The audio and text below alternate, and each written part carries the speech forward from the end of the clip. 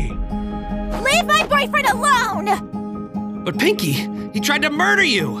And I'm sure he has a really good explanation for that. Right, Orin? I do, I promise!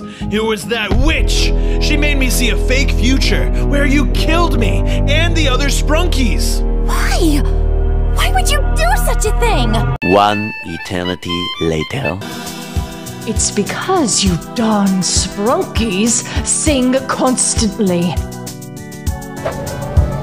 Day and night, the sound carries so loudly in my cavern that I can't even get peace and quiet.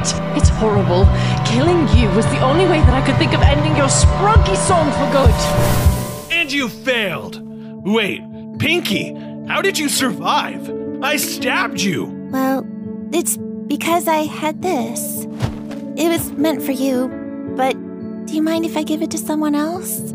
After everything we've been through, all I need is you, Pinky. Thanks, Orin. Here, for you. What? After everything I've put you through. They're soundproof. Thank you. Now come on, everyone! Let's sing!